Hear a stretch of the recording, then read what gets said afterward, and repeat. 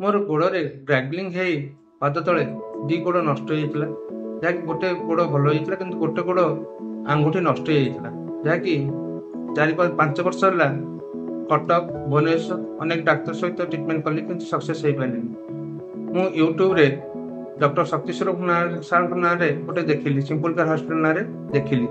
Video ଦେଖିଲା ପରେ ମୁଁ ଆସି ଯୋଗାଯୋଗ କଲି। ଯୋଗାଯୋଗ କରିବା ପରେ ଡକ୍ଟର ସହିତ ଆପଏଣ୍ଟମେଣ୍ଟ ନେଇ ମୁଁ ଗୋଡ଼ଟି ଅପରେସନ୍ କଲି।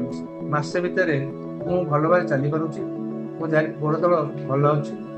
ମୋର ଡାଇବେଟିସ୍ ଅଛି, ମାସେ ଭିତରେ ମୁଁ କମ୍ପ୍ଲିଟ୍ ଶୁଖିଗଲା। ବର୍ତ୍ତମାନ ପାଇଁ ଏବେ ବି ଚଲାବୁଲା କରୁଛି, ଯାହାକି ସାର୍ଙ୍କ ଆଜ୍ଞାରେ ବହୁତ ଭଲ ଜାଗାରେ ଭଲରେ ଅଛି, ଇମ୍ପ୍ରୁଭମେଣ୍ଟ ହେଇଛି। ଆପଣମାନେ ଯଦି ଆସିବାକୁ ଚେଷ୍ଟା କରନ୍ତି, ଯାହା ବି ଅସୁବିଧା ଅଛି ଡକ୍ଟର ଶକ୍ତିଶ୍ୱର ସାର୍ଙ୍କ ସହିତ ଯୋଗାଯୋଗ କରନ୍ତୁ। ଯେକୌଣସି ଗୋଡ଼ର ଅସୁବିଧା ଅଛି ଆପଣ ତୁରନ୍ତ ଆସିକି ସିମ୍ପଲ କେୟାର ହସ୍ପିଟାଲରେ ଯୋଗାଯୋଗ କରନ୍ତୁ। ଜୟ ଜଗନ୍ନାଥ।